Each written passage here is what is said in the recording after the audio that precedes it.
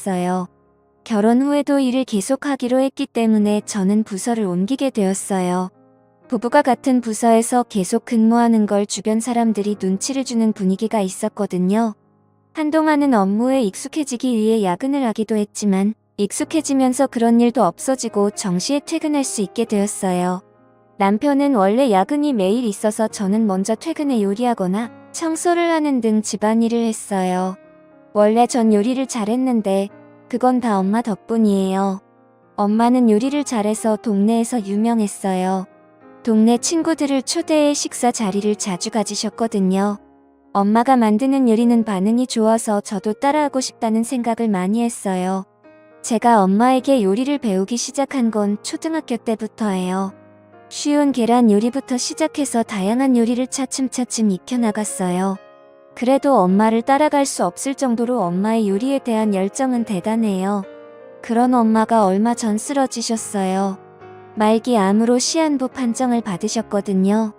사실 아빠도 1년 전에 돌아가셨는데 엄마가 많이 외로웠을 것 같아요. 저는 당황하면서도 엄마를 위해 무엇을 할 수 있을까 고민해봤어요. 엄마는 병원 치료를 거부하고 집으로 돌아가길 원하셨어요.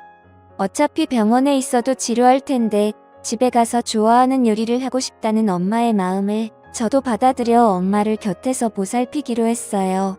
그리고 한동안은 직장도 휴가를 내기로 했어요. 남편도 이해해줬고요.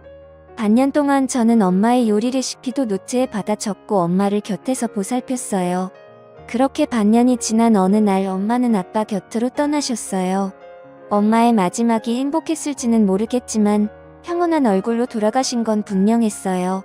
이제 제게 남은 건 많은 요리 레시피와 유산이었어요.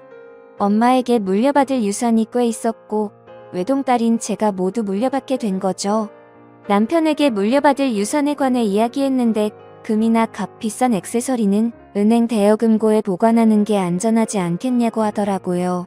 저는 남편의 조언에 따라 대여금고를 빌리기로 했어요. 그리고 대여금고 열쇠는 집에 있는 금고에 넣어 보관하기로 했고요. 그 사실을 아는 사람은 남편과 저뿐이어야 했어요. 그런데 남편이 실수로 시어머니에게 말했던 거예요. 유산 전부를 이야기한 건 아니지만 시어머니는 상당한 금액이 제 손에 있다는 걸 알게 된 것이죠. 원래 전 시어머니와 사이가 좋지 않았어요. 그런데 요즘은 시어머니가 집에 자주 오시더라고요. 또 약속을 잡아 커피 한잔 하자고 하기도 하고요. 이런 것들이 제 유산을 노린 것인지는 모르겠지만 시어머니의 행동은 분명 이상하다는 생각이 들었어요. 참고로 시댁은 시아버지와 도련님이 한 명 있어요. 시아버지는 과묵한 분이라 여러 번 마주치긴 했지만 대화할 기회는 별로 없었어요. 도련님도 별로 안 친하고요.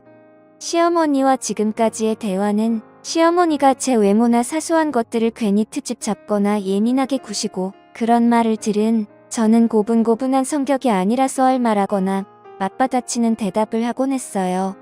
시어머니를 말로 이기려 들면 이야기가 길어질 수 있다는 걸 알지만 할 말은 해야 하는 성격이거든요.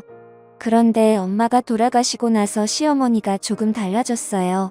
저보고 자기를 진짜 엄마라고 생각해도 된다고 말하고 그동안 쌓인 것 있으면 풀라면서 미안하다고 하시는 거예요. 솔직히 별로 내키지 않았지만 차마 입을 놀릴 순 없었고 그저 애교 섞인 미소를 지으며 감사합니다 라고 답하는 것 외엔 할 말이 없었어요. 그러던 어느 날입니다. 남편이 출장을 가게 되었어요. 1년에 몇 번 없는 남편의 출장이라 저는 처녀 시절로 돌아간 기분으로 퇴근 후 동료들과 술을 마실 계획을 세우고 있었어요. 그런데 남편이 제가 하는 이야기를 들었더라고요. 나 출장 가면 나가서 밥 먹으려고. 그러려고 동료랑 술이라도 한잔할까 싶어. 괜찮지? 남편은 제게 괜찮다고 했고 집에만 잘 들어오라고 하더라고요. 남편과 이런 대화를 나누고 있었는데 우리 대화를 몰래 엿듣고 있던 사람이 있었어요. 사실 집에는 도청 장치가 설치되어 있었다는 걸 나중에 알게 되었거든요. 남편이 출장을 가는 날 남편을 배웅해주고 저도 회사로 출근을 했어요. 하지만 설마 밤에 섬뜩한 일을 겪게 될 줄이야. 그날 제 업무는 깔끔하게 마무리 지었고 정시에 퇴근하고 오랜만에 여자들끼리 술자리를 가졌어요. 동료들과 술 한잔하자고 했을 때 여자들끼리 모이자고 제안한 건 상사였어요. 그 상사는 언니 같은 느낌의 믿음직스럽고 멋진 분이죠. 그래서 여자들끼리 모임을 하게 되었고 분위기 좋은 곳으로 예약도 했어요. 우리는 즐거운 시간을 보냈고 3시간 정도가 흘러 내일 업무에 지장을 줄 것 같아 해산하기로 했어요. 기분 좋게 집에 가서 행복한 기분으로 잠을 자고 싶었지만 그럴 수 없었어요. 취기가 오른 채로 집에 도착하니 현관문이 열려 있었거든요. 어라? 왜 열려 있지? 저는 불안한 마음에 현관에 놓여있는 남편의 골프채를 하나 꺼내 손에 쥐었어요. 그리고 방들을 둘러보았어요. 거실, 부엌, 작은 방, 안방 그리고 마지막으로 제 서재로 향했어요. 서재에는 제 금고가 있었어요. 설마 하는 마음으로 서재를 향했는데 안에서 한 남자가 뛰쳐나왔어요. 제가 비명을 지르자 그 남자는 금고를 든 채로 순식간에 현관문으로 도망가더라고요. 놀래서 손에 들고 있던 골프채를 휘둘러 봤지만 허공에다가 휘두를 뿐 맞진 않았어요. 그렇지만 다행히 저는 범인의 얼굴을 본 것 같았어요. 모자와 마스크로 얼굴을 가렸지만 눈이 인상 깊었거든요. 아니, 누군가를 닮았다고 해야 할까요?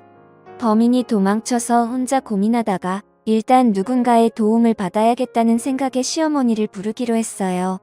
오늘 아침 남편이 무슨 일이 생기면 시어머니에게 도움을 받아라고 말했던 게 떠올랐거든요. 시어머니에게 전화를 걸었더니 도대체 뭐가 들어있는 거지? 이런 생각이 들 정도로 큰 가방이었어요. 저는 20분 동안 어느 정도 범인의 정체를 파악하고서는 경찰서에 갈 준비를 했어요. 시어머니는 우리 집에 도착하자마자 범인의 얼굴을 봤냐고 묻더라고요. 우선 저부터 걱정해줘야 하는 게 맞지 않나요? 그런 생각이 들었지만 일단 질문에 대한 대답으로 보였다고 했어요. 그리고 지금 당장 경찰서에 가려고 한다고 말했고 시어머니에게 함께 가자고 했어요. 근데 갑자기 시어머니는 들고 있던 커다란 가방에서 사시미를 꺼내 들었어요. 봤다면 어쩔 수 없지. 너가 입을 열지 않겠다고 할 때까지 이 집에서 못 나가. 시어머니는 소리를 지르며 제게 말했어요. 이럴 때 왜 아까 그 골프채가 손에 없는 거야? 놀란 마음으로 공포에 휩싸였을 때 시어머니가 조금씩 가까이 다가왔어요. 저는 급히 그 자리에 있던 쿠션을 시어머니에게 던졌어요. 그러자 긴장하고 있던 시어머니가 손에서 땀이 났는지 실수하고 말았어요. 땀 때문에 쥐고 있던 사시미를 떨어뜨린 거죠. 그리고 시어머니의 오른쪽 발등에 꽂혀버렸어요. 시어머니는 발을 부여잡고 비명을 지르는데 비명을 지르는 시어머니 때문에 어쩔 수 없이 119를 불렀어요. 사실 도둑놈을 검거하기 위해 경찰에 먼저 연락하고 싶었지만 시어머니의 부상이 먼저였어요. 병원으로 실려간 시어머니는 자기가 다친 게 제 탓이라고 하더라고요. 인연이 그랬어요.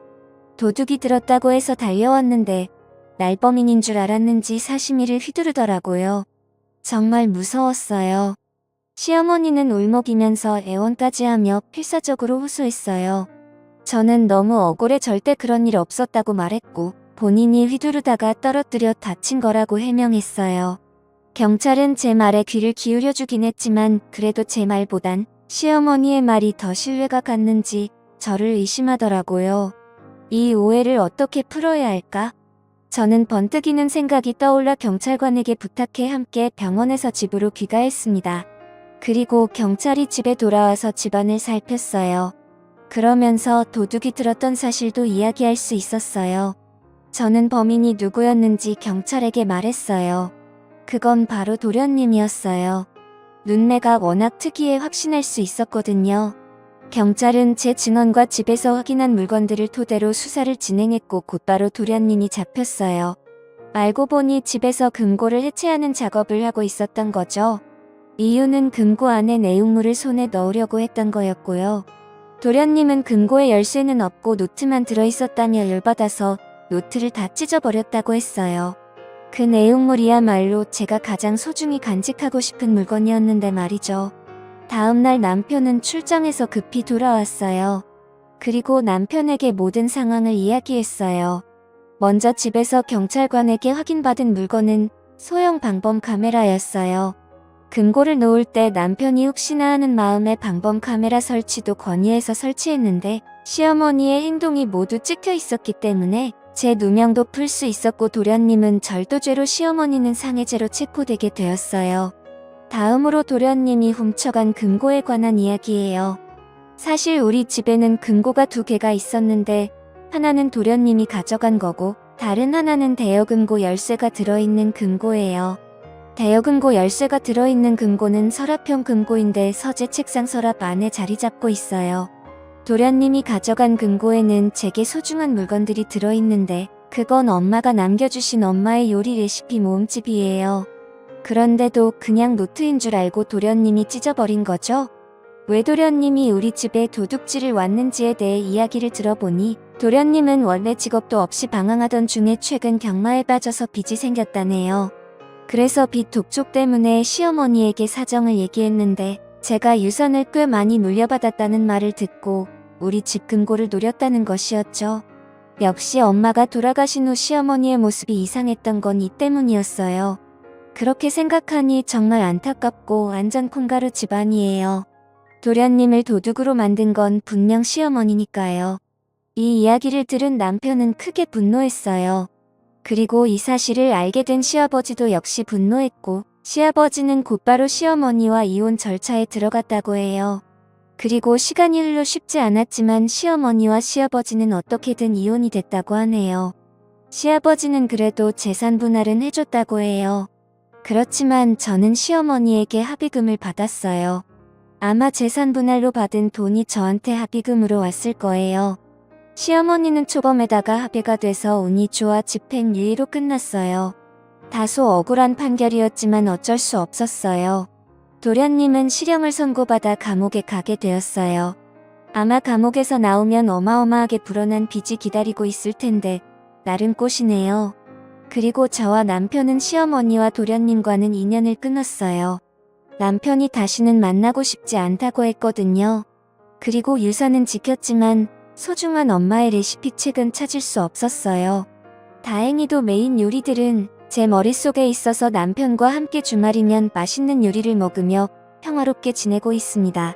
다른 집들처럼 아주 평범하게 그냥 조용히 잘 지내고 싶네요. 시청해주셔서 감사합니다. 그럼 다음 영상에서 다시 뵙겠습니다.